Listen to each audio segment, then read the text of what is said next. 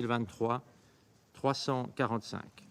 J'ai maintenant le plaisir de donner la parole au secrétaire général, son Excellence, M. António Guterres.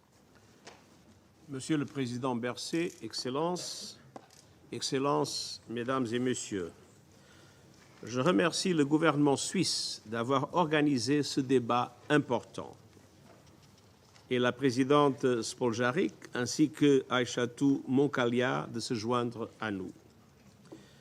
Monsieur le Président, moins de 6 semaines se sont écoulées depuis que la guerre a éclaté au Soudan. Durant cette période, des centaines de civils ont été tués, y compris des membres du personnel des Nations Unies. 250 000 personnes ont dû fuir le pays. Des hôpitaux ont été occupés et attaqués.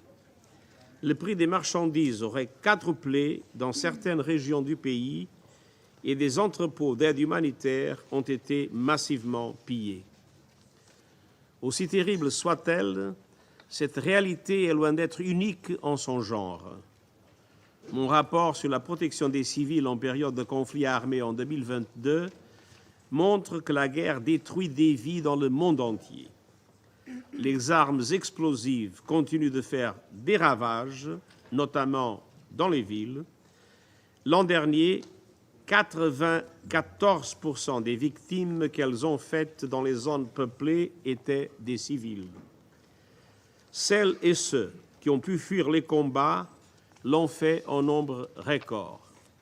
Et en tout, le nombre de personnes contraintes de quitter leur foyer en raison des conflits, de la violence, des violations des droits humains et des persécutions a atteint 100 millions de réfugiés. Des établissements de santé et d'enseignement ont été ravagés et des personnes qui y travaillent ont été blessées, enlevées ou tuées. Au moins 2000 écoles ont été détruites rien que dans 3 régions d'Éthiopie. Les travailleurs humanitaires ont aussi été régulièrement menacés. Leur travail a été entravé par la violence, la bureaucratie et des considérations politiques, ainsi que par des sanctions et des mesures antiterroristes bien trop vastes.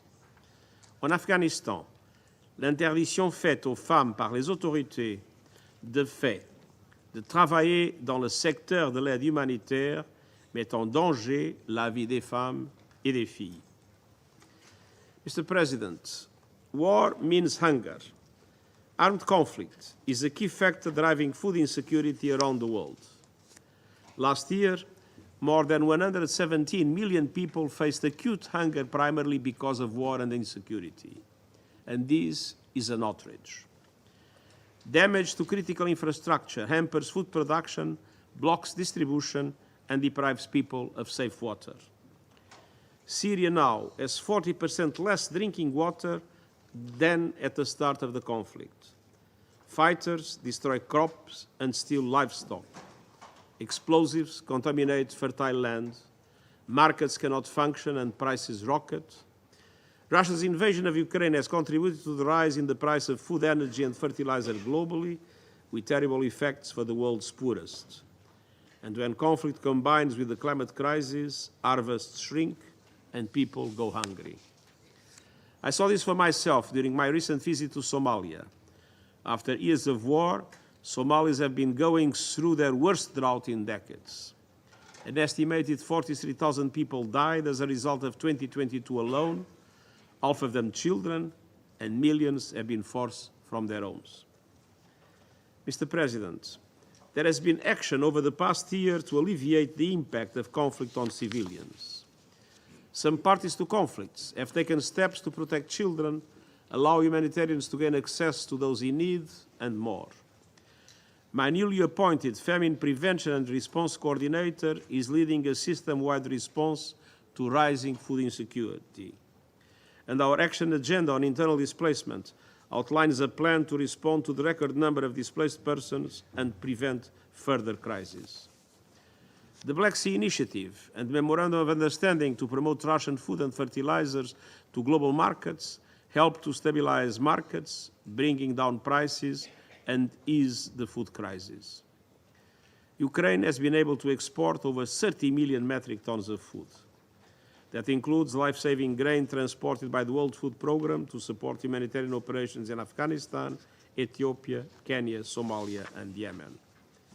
I welcome the Russian Federation's confirmation that it will continue to participate in the Black Sea Initiative for another 60 days.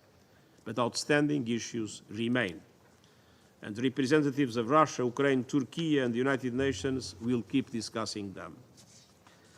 Looking ahead, we hope that exports of food and fertilizers, including ammonia from the Russian Federation and Ukraine, will be able to reach global supply chains safely and predictably.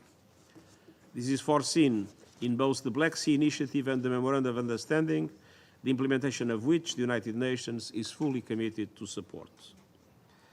Last November, states adopted a political declaration to protect civilians by restricting or refraining from the use of explosive weapons in populated areas.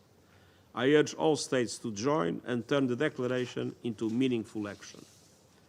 And in December, the Security Council adopted Resolution 2664, which aims to prevent United Nations sanctions from arming civilians and obstructing humanitarian action.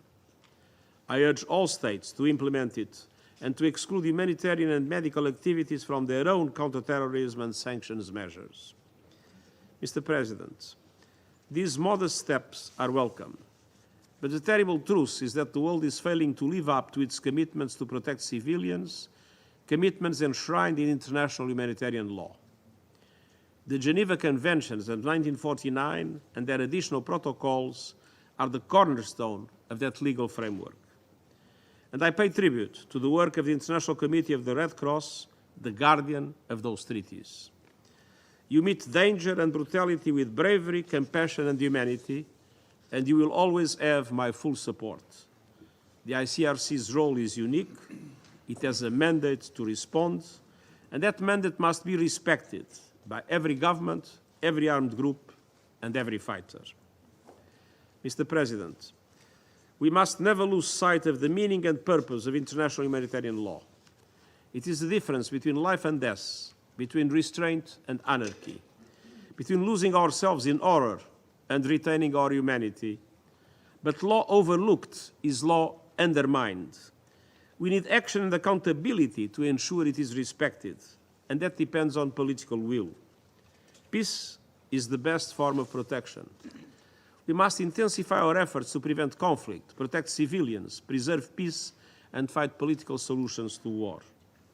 In the coming weeks, I will issue a policy brief on a new agenda for peace in preparation for the next year's Summit of the Future. This will offer a holistic approach for member states to consider, tuned to the times, to address peace and security in a changing world.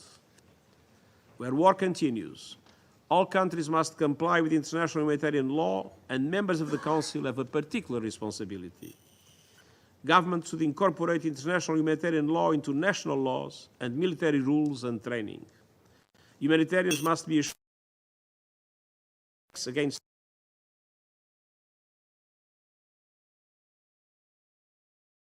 the deadly bureaucratic barrier.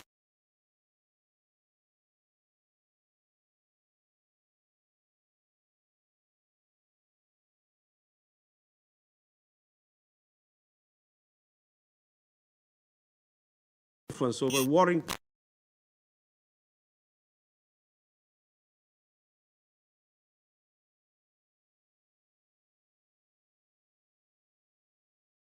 any party that fails to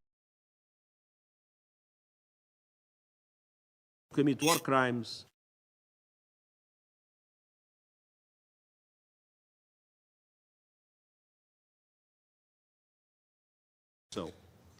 and we must